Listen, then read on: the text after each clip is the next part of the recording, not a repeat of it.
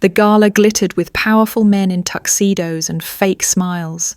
My father waved to donors, pretending I wasn't there. "She's just a medic," my cousin whispered loud enough to cut. Then the room fell silent. The president walked in, not toward senators or CEOs, but toward me. "Is that Colonel Isabel Thorne?" he asked. "We owe her everything." In that moment, the daughter they'd hidden behind polished lies became the name they could no longer ignore. And as my father's handshake hung frozen in the air, I realized I was no longer asking to be seen. I was making them watch. I wasn't supposed to be born first. That honor belonged to Marcus, at least in spirit, if not biology. From the day I arrived, quiet, observant, too sensitive, not photogenic enough, it was clear I wasn't the daughter my parents had imagined.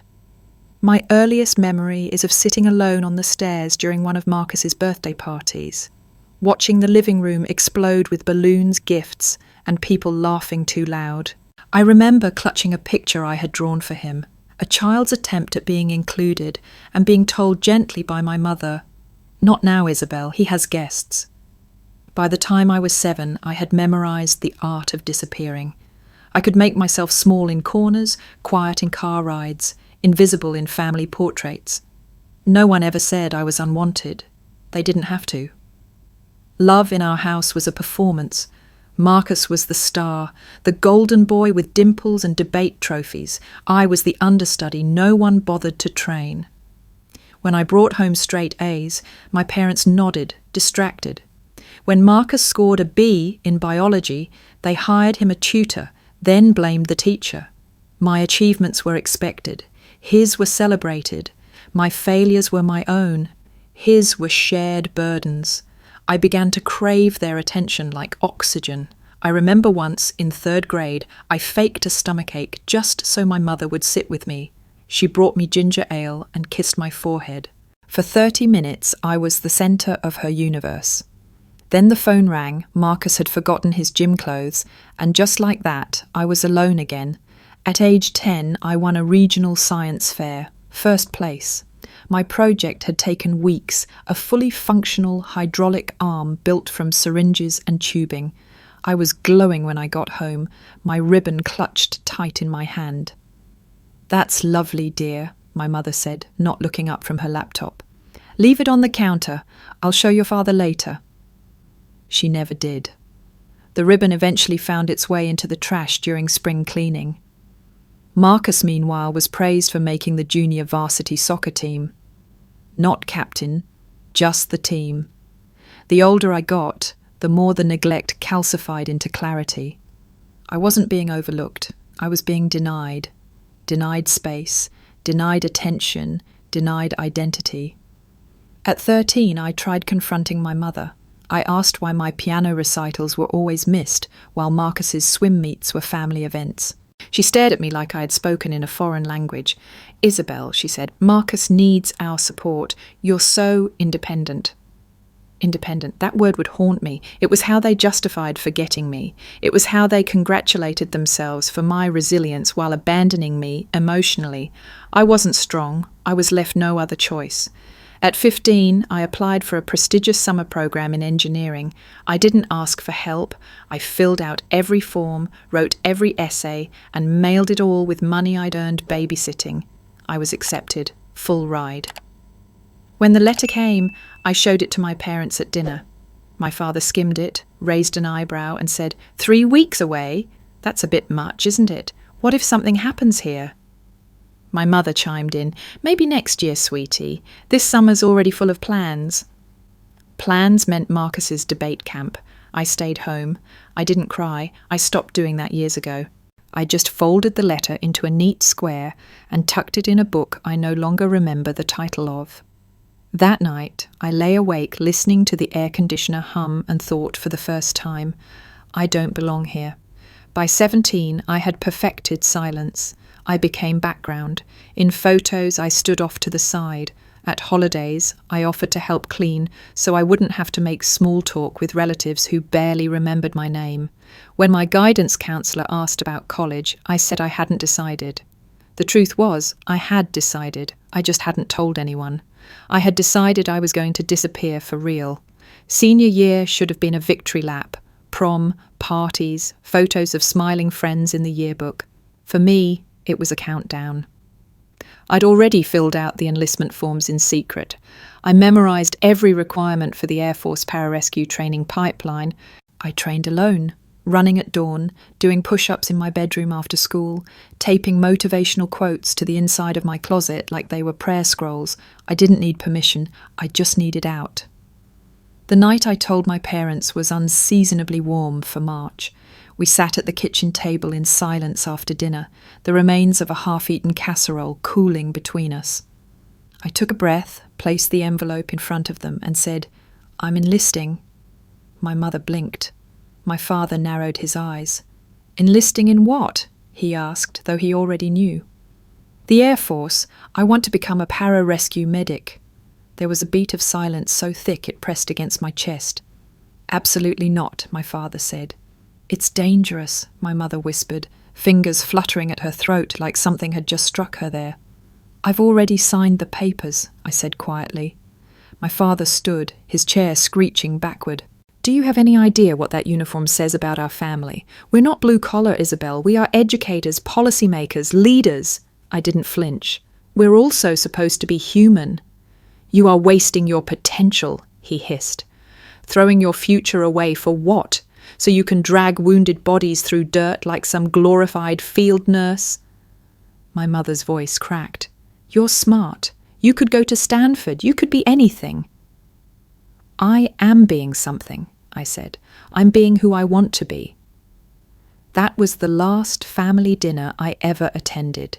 They didn't come to see me off. They didn't send letters.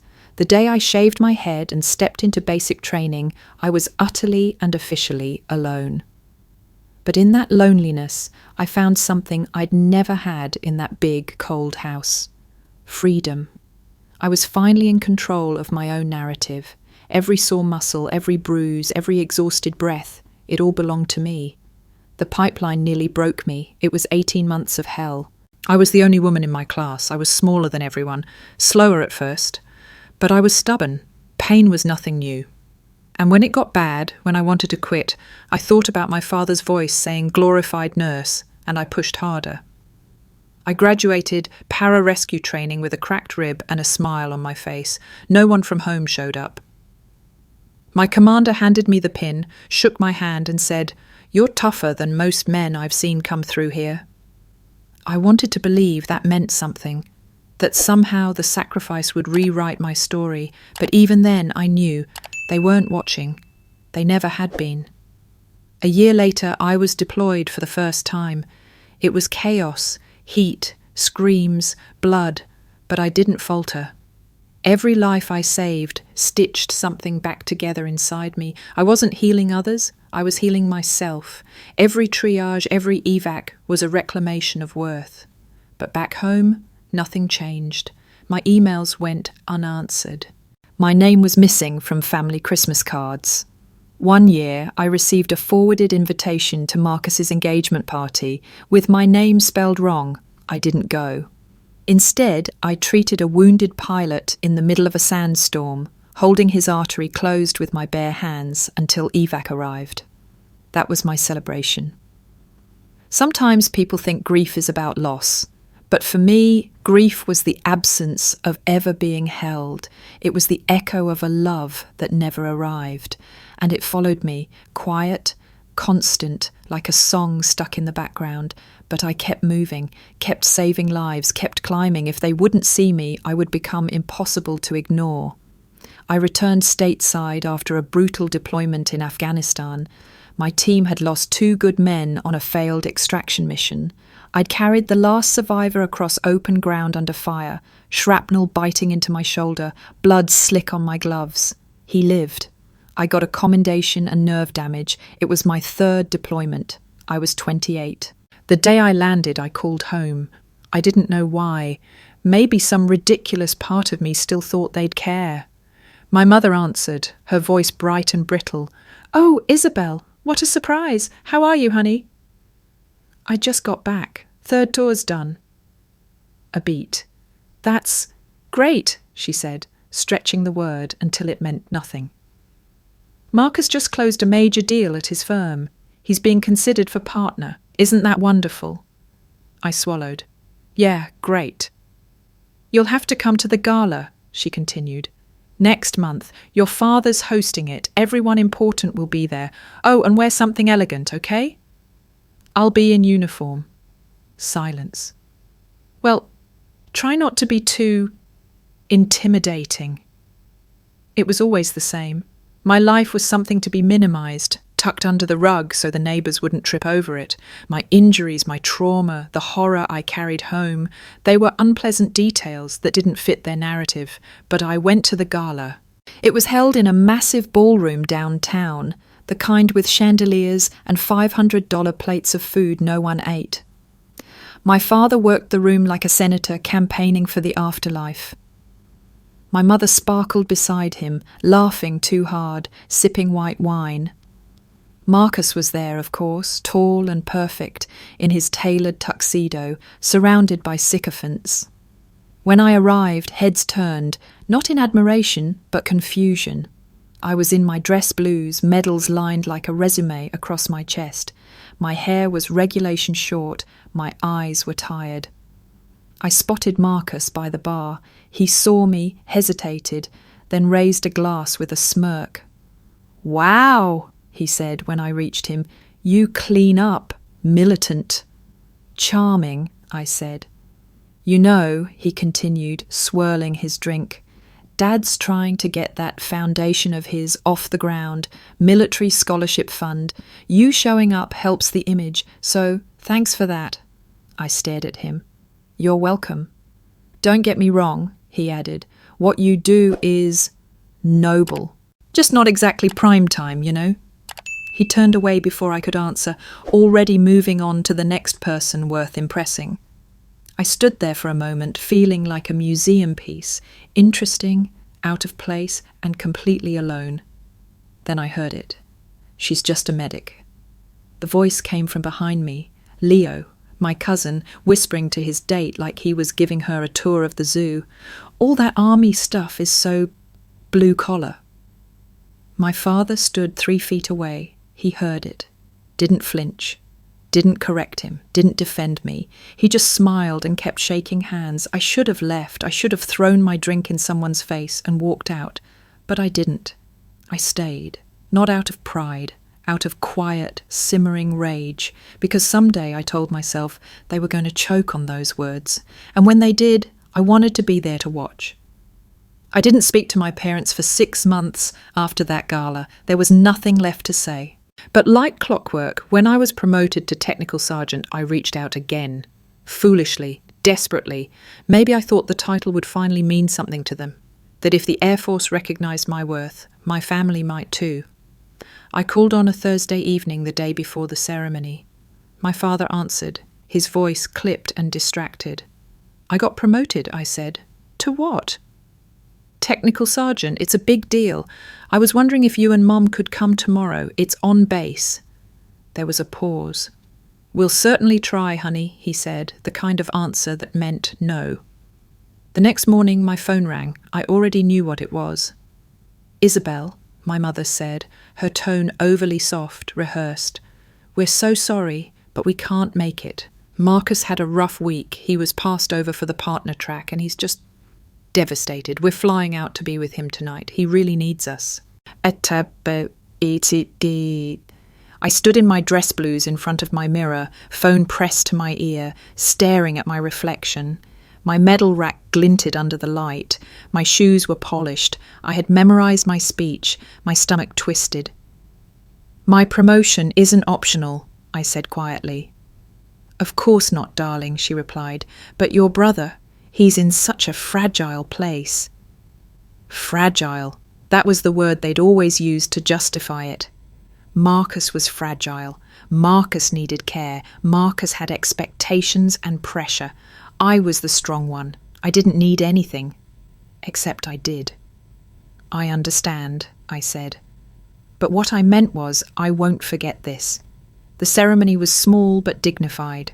My commanding officer spoke about my leadership, My team clapped. Someone brought a cake. I smiled, posed for photos, made a joke. But inside I was hollowed out, all nerve endings and quiet fury. Afterward, I sat in my barracks, staring at the plaque they gave me. A symbol of everything I'd fought for, everything I'd bled for, and the people I most wanted to see, it couldn't be bothered to show up. I started writing a letter that night. I was going to list every sacrifice I'd made, every operation I'd survived, every inch I'd climbed while they weren't watching. But halfway through, I stopped. What would be the point? They wouldn't understand. They wouldn't care. All they'd see was an inconvenient daughter making noise again. So I folded the letter, placed it in the back of my drawer, and went for a run in the dark. With every step, I let a little bit go, or at least I thought I did. Because no matter how far I ran, I couldn't outrun the silence that followed me. Not the battlefield silence. I had learned to live with that. I mean the silence of being erased, of being deliberately unacknowledged. A year later, Marcus got married. I received an invitation, embossed, expensive, clearly not meant for me. My name was misspelled again, Isabel with one L, no +1, no handwritten note, just a seating chart and a dress code. I sent a gift, a very nice knife set, the kind soldiers actually use, a little petty maybe, a little pointed. But they returned it, no note, just the box, unopened, sitting on my doorstep like a reminder of where I stood. I didn't go to the wedding. Instead, I volunteered for an emergency deployment. 3 weeks later, I was coordinating medevacs under rocket fire in a country that didn't exist on most maps. While Marcus and his bride honeymooned in Bora Bora, I was pulling shrapnel from a 19-year-old's leg while he sobbed for his mother.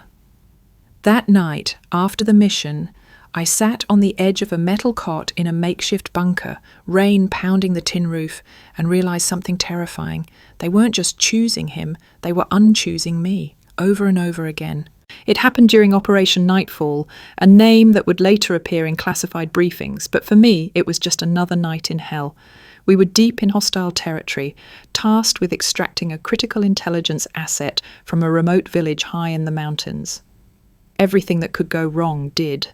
The chopper went down under enemy fire. The pilot died instantly.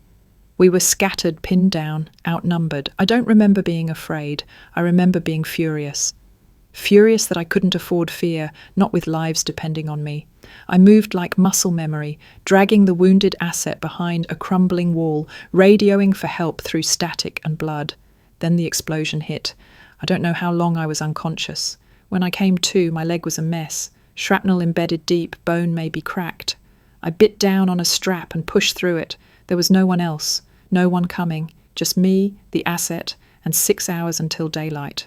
I operated with a flashlight held in my teeth, performing a field surgery I wasn't technically qualified for, stitching and stabilizing while listening to enemy boots crunch gravel nearby.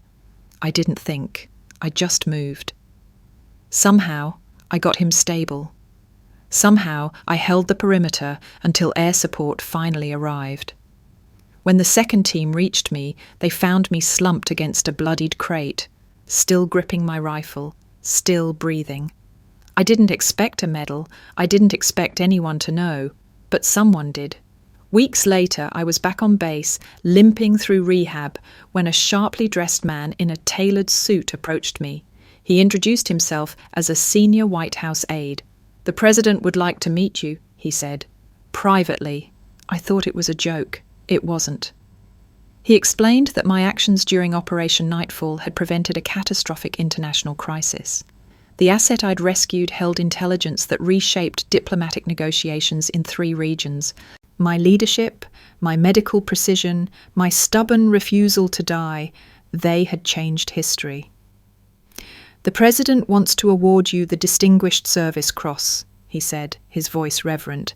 "It would be a private ceremony, low profile, but he insists you be recognized." I stared at him, unsure how to respond. Then the idea came, not from anger, but from clarity, sharp and cold. "Would it be possible for my family to attend?" I asked, my voice steady. "They've supported me so much through this journey." It was a lie, of course, a performance, but necessary. The aide hesitated. "If that's your wish, Major Thorne, yes, we can arrange that." And just like that, the stage was set, not for revenge, but for truth. For the first time, I would force them, my father, my mother, Marcus, to see me not as a burden or an embarrassment, but as someone undeniable. Not a side character in their golden boy narrative, but a protagonist in her own right. The weeks that followed were quiet, focused. I prepped my dress blues like armour, each medal polished to a mirror finish. I'd faced bullets, explosions, death itself, but nothing terrified me more than the idea of standing in front of them with the weight of my truth on display. They would have no words, no prepared speech, no deflection. They would see. And they would understand what they had ignored for a lifetime. Not out of choice, but because there would be nowhere else to look. The White House was colder than I expected, not the temperature, though the marble floors and old stone held a chill, but in its silence, its stillness. History lived in the walls there, thick and watchful. I arrived early, I always do. It was a habit formed on deployment, beat the clock or die trying. My family was late. When they arrived, it was like watching characters enter a play I'd already memorized. My mother in a navy dress too formal for the setting, her pearls stiff at her neck like armour. My father in a charcoal suit, inspecting the furniture as if preparing a review. Marcus stayed glued to his phone. Leo, cousin and parasite, whistled low under his breath. "Wow, never thought we'd get invited to the White House." My father turned to me, smoothing his tie. "Impressive, Isabel," he said like he was complimenting a new dishwasher. "This could be good for the family." I said nothing. I didn't need to. The room would speak for me soon enough. They led us into a smaller chamber, rich wood panelling, portraits of presidents long gone, the smell of lemon polish and power. My family fidgeted. My mother whispered to Marcus, "Do you think there'll be press?" He shrugged. Leo pulled out his phone before a Secret Service agent cleared his throat. Then the door opened, and the President of the United States walked in. The air shifted, the way it does when a storm crosses the horizon. My family stood. The President didn't look at them, didn't acknowledge them. He came straight to me. "Colonel Thorne," he said, gripping my hand with warmth and gravity, "we've been looking forward to this." He turned to face my family. "I wanted you here," he said, his voice resonant, "because I think it's important that you understand exactly who you have in your family." He didn't read a speech. He told a story. He spoke of Operation Nightfall, of my injuries, of the impossible odds, of my refusal to leave anyone behind. He described the intelligence asset I rescued and what it meant for national security. He used phrases like heroic intervention, strategic brilliance, and selfless valour. He told them, no, he showed them what I was. Not just a medic, not a disappointment, not the background character they had written out of their lives. I glanced at them. My mother was pale. Her hands trembled slightly at her sides. My father's mouth was set in a hard, thin line, the kind a man wears when trying to swallow pride. Marcus stood still, jaw slack, no words this time. Leo looked like he might vomit. Then the President reached into a velvet-lined box and pulled out the Distinguished Service Cross. He pinned it to my uniform himself, his fingers steady, his voice quiet. "You've earned this 100 times over, Colonel," he said, "and I hope this moment reminds everyone here of the price you've paid and the lives you've changed." He stepped back. "Is there anything you'd like to say?" I turned slightly, not to him, to them. My gaze landed on each of them one by one, letting silence stretch like a blade. And then I said simply, "I was just doing my job, sir." The words hung in the air like gunfire. They weren't for applause. They were a reckoning, a truth that no one in that room could unsee. The car ride back from the White House was a study in strained silence. My mother sat beside me, hands folded neatly in her lap like she was in church. My father drove, knuckles white against the steering wheel. In the back seat, Marcus and Leo didn't speak.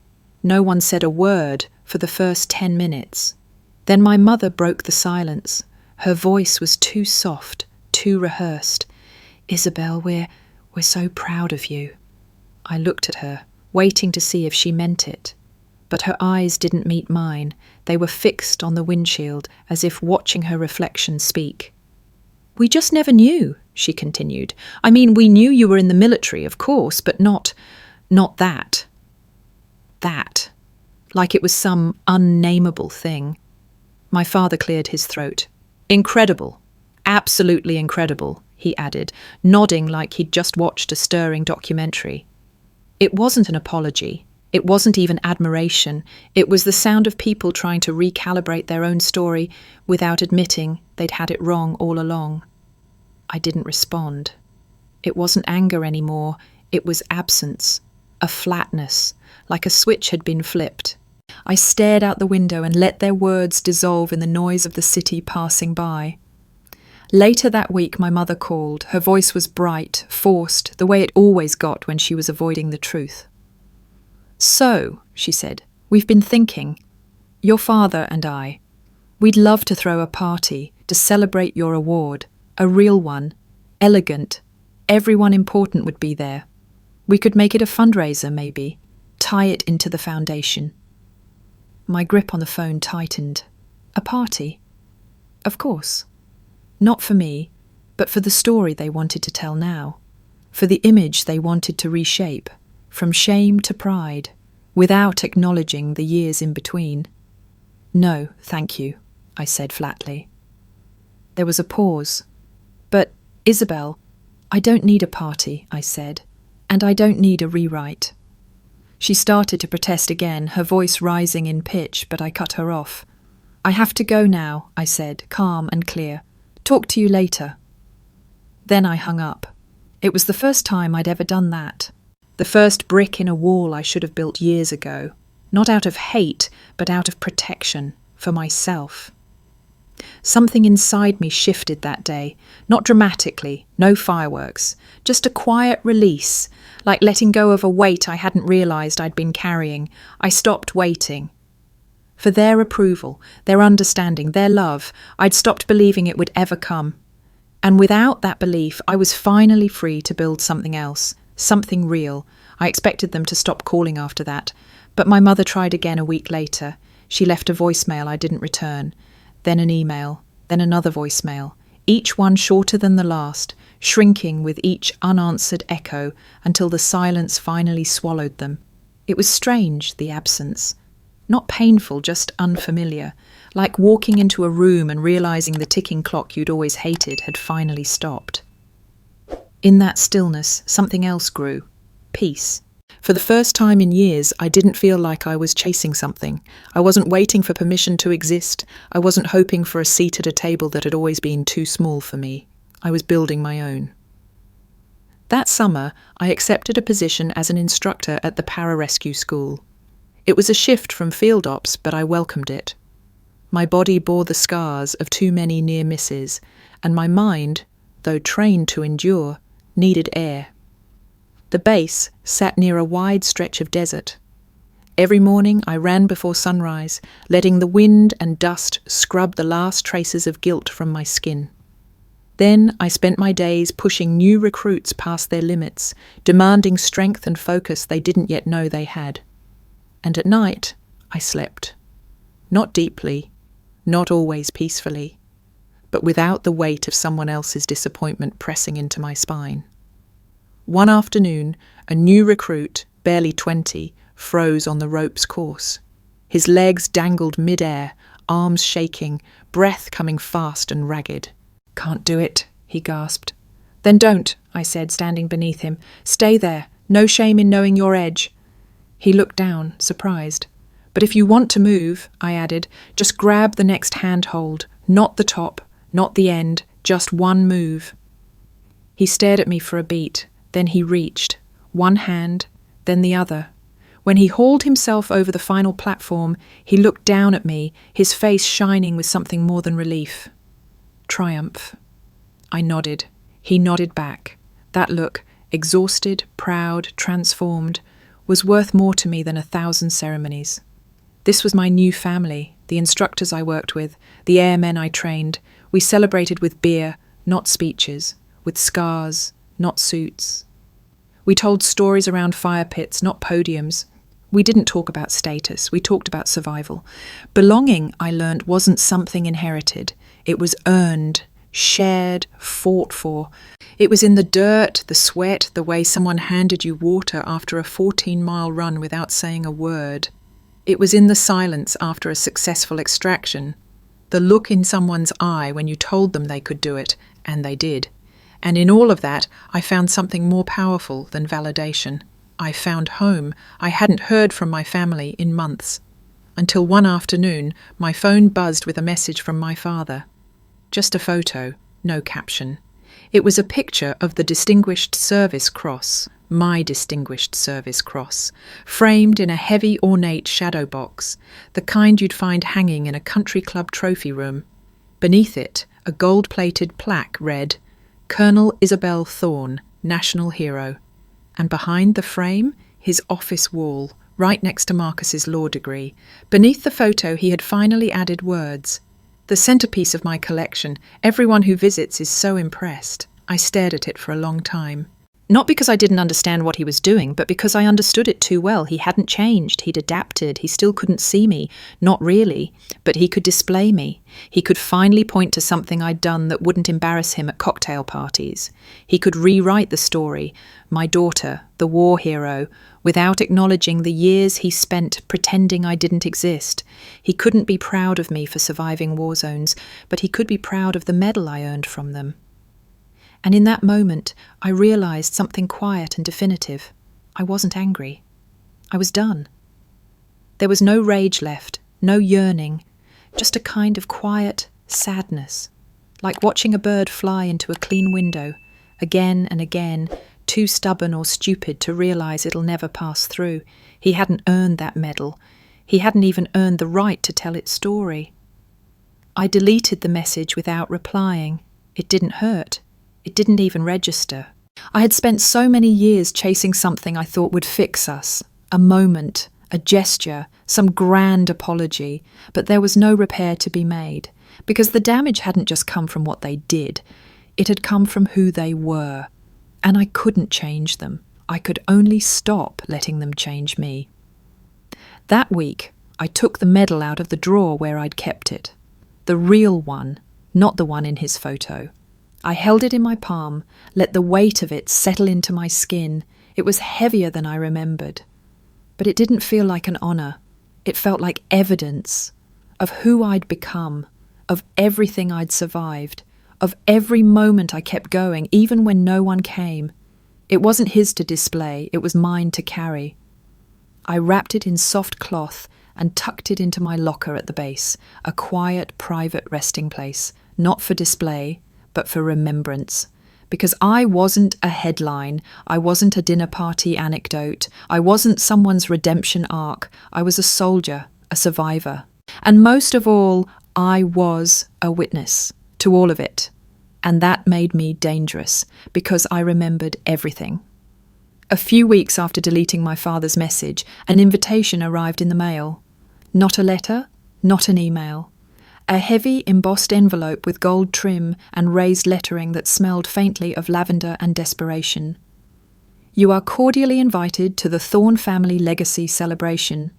My name was listed prominently on the front panel, honouring our heroes. Inside, a full itinerary, speeches, dinners, photo shoots, press, my medal, my title, my trauma, all curated into a single evening. It wasn't a celebration, it was a brand strategy. I held the card between my fingers and laughed, not bitterly, not angrily, just tired. It was almost impressive how consistent they were, how persistently unaware of the damage they continued to cause, cloaked in the illusion of admiration. I dropped the envelope into the trash and returned to my day. I never RSVP'd.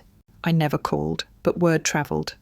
My mother emailed next, then texted, each message more frantic than the last. We've planned everything. The mayor's attending. Marcus wrote a beautiful speech about you. I didn't answer any of them. I went for a run instead, sprinting until my lungs burned, until the silence between my footsteps was the only voice I could hear. Later that night, my commanding officer found me in the mess hall. "You're getting attention, Colonel," he said, "from the top. Your story. It's making rounds." I sighed. I didn't tell it. "I know," he replied. "That's why it's powerful." He sat beside me, hands folded. "You don't owe anyone a performance, not even your family." "I know that now," I said, surprised by the certainty in my own voice. But the truth was, I hadn't fully accepted it until that moment. For so long I thought if I just achieved enough, bled enough, suffered enough, they'd finally see me. That somehow, if I earned every stripe and saved every life, I could buy my way into being loved. But they didn't want me. They wanted the illusion of me, the clean, sanitized version, the medal without the blood, the title without the cost, a daughter they could display without ever having to understand. And I wasn't that woman I didn't want to be. 2 days later, I was on base when Leo showed up, unannounced, in a borrowed suit, wearing an expression that was equal parts awkward and smug. "Hey, cousin," he said, flashing the same fake grin I'd grown up resenting. "Thought I'd drop by. You've been hard to reach." I didn't shake his hand. He held up his palms. "Look, I get it. Things got weird, but this event means a lot to your parents. You showing up would really help their image," I cut in. He blinked. "Yeah," he admitted. "That." I stepped closer, close enough for him to feel what it was like to be on my battlefield. "I'm not your prop," I said, voice steady. "And I'm not your redemption story. You all left me behind years ago. You don't get to carry me forward now." He chuckled nervously. "Damn, Isabel, you've changed." "No," I said. I finally stopped pretending. And I walked away, not angrily, not defiantly, just with peace. Because that's what truth feels like when it finally becomes louder than the lies. It was a Saturday afternoon, one of those rare days when the base felt less like a proving ground and more like a neighbourhood. The sun was high, burning soft gold across the tarmac. A group of us had gathered near the fire pit behind the training barracks. Someone had brought a cooler full of cheap beer. Someone else had started grilling. The smoke curled up into the dry sky, slow and lazy. It wasn't a party, it wasn't planned, it was just us, the real us. There were no speeches, no cameras, no expectation to perform, just laughter, teasing, storytelling. I sat on a folding chair, boots scuffed and knees dusty, watching my team lean into one another's stories like families do. They weren't the people I'd been born to, but they were the ones who had bled beside me, carried me, taught me to trust my silence, and earned theirs in return. Sergeant Keller was holding court that night, telling a story that had everyone crying from laughter. He mimed falling off a cliff with exaggerated horror, and then reenacted the recovery mission that followed, complete with his infamous duct tape leg brace. "You should have seen Thorne's face," he wheezed. "She thought I was bleeding out, and I'm just there, yelling about my protein bars." Everyone laughed. I laughed too, and not the kind of laugh that's hiding a wound. A real one. A laugh from the gut. Someone handed me a beer. I raised it slightly in mock toast, and someone else shouted, "To Colonel Thorne, our Iron Medic!" They cheered, clinking bottles and cans. I blushed but smiled. Because it wasn't about the medal, it was about the nights I sat up tending wounds. The mornings I pushed someone through another brutal ruck march. The quiet nods exchanged after someone made it through the ropes course, breathless and trembling but standing. I belonged here, not because I was the best, but because I was real, because I had stopped proving and started simply being. Later, as the fire burned low and the group began to thin, I wandered toward the training fields. The sand was still warm beneath my boots. The silence here wasn't empty. It was earned. And in that stillness, I thought about the girl I used to be. The one who begged for acknowledgement, the one who mistook pain for purpose, the one who waited for someone else to define her worth. She was gone now, not erased, not hated, just released. She had done her job. She had carried me through. But I didn't need her anymore. I wasn't just a medic. I wasn't just a daughter. I was someone else now. Someone whole. And no matter what walls my father hung my photo on, no matter what stories my mother told over brunch, they couldn't touch this version of me. Because she didn't live in their world anymore. She lived here. Where every scar was understood. Where every silence had meaning. Where I didn't have to explain why I fought. Only that I did.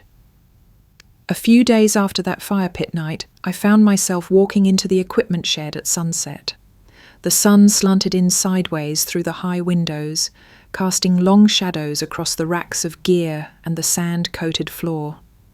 I wasn't looking for anything specific, just space, quiet, a place where my thoughts could settle like dust instead of flaring like sparks. I pulled out a folding chair and sat facing the wall where we posted mission photos and training rosters. There were faces on that board, some gone, some still with us, but all of them had shaped me, more than any classroom or deployment ever could.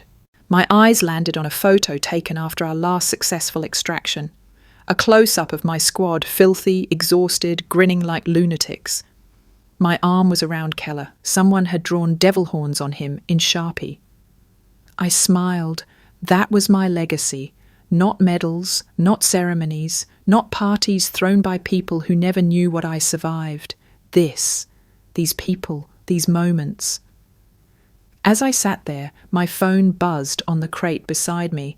I glanced down. It was a message from Marcus. I almost didn't open it, but something made me swipe. Saw the segment about your award on the news tonight. You looked solid. They didn't even cover half of it. Still, congrats. No questions, no apologies. Just enough acknowledgement to show he'd seen me, at least in part.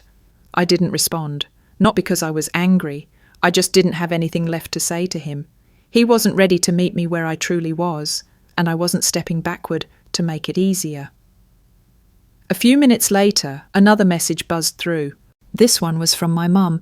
Your father's not doing well. His heart. He keeps talking about you. I think he regrets everything. Would you consider calling? I stared at the screen for a long time. This was the twist, wasn't it? The part in every story where the prodigal parent softens, the wounded child forgives, and everything heals in a bittersweet embrace. But that wasn't our story.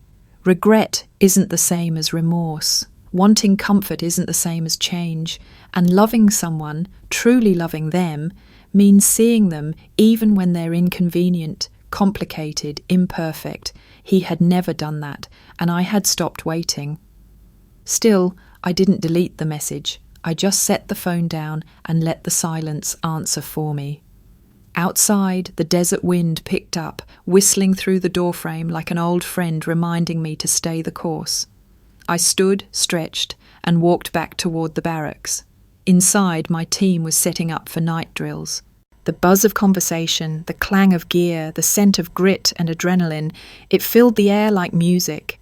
This was the sound of my life now. It didn't need a soundtrack. It didn't need a narrative arc. It just needed to be lived, fully, honestly, without apology. And as I stepped back into the light and noise, I knew I wasn't running from anything anymore. I was running toward something that looked a lot like freedom. 3 months later, I received a letter. Not an email, not a text, but an actual handwritten letter with smudged ink and hesitant penmanship. It was from my father. Dear Isabel, I don't know how to begin this, so I'll just say it. I watched the ceremony again. I've seen it over and over, trying to understand how I missed so much.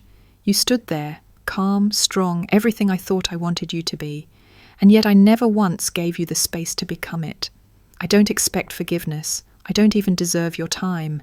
But I want to tell you what I should have said a long time ago. I was wrong. About your choices, about your strength, about what it meant to be proud. I always thought control and success were the same thing, but you've taught me something I never understood. Honor isn't about image, it's about truth. You lived yours. I only hope I get the chance to say that to your face. I read it 3 times, then I folded it and placed it back in the envelope. I didn't cry, I didn't tremble. It was too late for a neat ending, but not too late for closure. That same week, we had a new class of trainees arrive on base. Young, wide-eyed, eager. One of them, Reyes, reminded me of myself at 19, quiet, intense, always watching the others like he was waiting to be dismissed. During one of the early drills, he froze at the simulation line, paralyzed. The others moved past him. I watched from the sidelines, then stepped forward. "Why'd you stop?" I asked him. "I didn't think I could do it," he said. "I didn't think I was enough." I stared at him for a long moment. "Let me tell you something," I said. "The strongest people I know didn't walk into the fire fearless. They walked in with doubt, scars, grief, and they kept going anyway. That's what makes them unbreakable." He nodded slowly. I saw something shift in his stance. It was the same shift I remembered feeling the moment I stopped needing to prove my worth to people who never cared to understand it. That night, after drills ended, I walked back to my quarters alone. I passed the line of flags at the entrance. The air was still, the stars just beginning to show above the desert.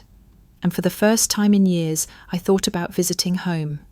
Not because I needed their recognition, but because I had finally stepped far enough beyond it to look back without pain. Maybe someday I'd walk through that front door not as the daughter begging to be seen, but as the woman who had already seen everything and survived it, maybe. Or maybe I wouldn't. Either way, I was whole now. And no one could take that from me. 2 weeks later, I stood outside my parents' house in Virginia. I hadn't planned it. I was in DC for a security summit, and my hotel room had felt too quiet, too far away. So I rented a car and drove out, almost on instinct. The driveway was the same, the red bricks, the trimmed hedges, the carefully maintained illusion of perfection. For a long time I just sat there behind the wheel, staring at the front door. I wasn't nervous, I wasn't angry, just aware that whatever happened next wasn't about reconciliation, it was about release. When I finally knocked, it was my mother who opened the door. Her face tightened, the way it always did when she tried to smile too fast. There was a beat of stunned silence before she stepped aside. "Come in," she said quietly. The house smelled the same, linen and lemon polish, and the ghost of formal dinners. My father was sitting in his study, older, thinner. But when he looked up and saw me, something flickered behind his eyes. Not surprise, not shame, recognition. "Isabel," he said, standing slowly. I didn't offer a hug, he didn't try. We sat in the living room, 3 feet apart, but galaxies away from where we once stood. He cleared his throat. "I wasn't sure you'd come," he said. "I wasn't sure either," I replied. There was another silence, this one less loaded, more neutral. My mother brought tea. We didn't touch it. He reached for the envelope on the table and slid it toward me. "I'm having some things taken down," he said. "Your medal. It doesn't belong on that wall. It belongs with you, if you want it." I didn't pick up the envelope. "I already have the real one," I said. "The version you framed. That was for you." He didn't argue.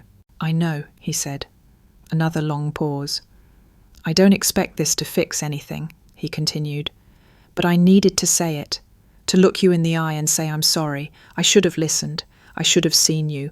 I should have been proud before anyone else was." I nodded once. He looked like he wanted more, a sign, a tear, a crack in my composure. But I was done giving away pieces of myself just to make someone else feel better. "I appreciate the apology," I said. And I did. Not because it changed what happened, but because it confirmed something I'd always suspected. He could have chosen differently. He just didn't. When I stood to leave, my mother touched my arm. We were proud, you know, in our way. I know, I said, but your way was never enough. She didn't follow me to the door. Outside, the air was thick with the scent of late summer. I got in the car and pulled away without looking back. That night, back at my hotel, I took out my notebook, the one I kept tucked inside my duffel, and opened to a fresh page. At the top, I wrote, "What I know now." And beneath that, my worth was never theirs to give. My story doesn't require their approval. My strength was never an accident. I survived for a reason. And then, in bold strokes, I'm not just a medic. I'm the truth they tried to bury, and I'm still standing.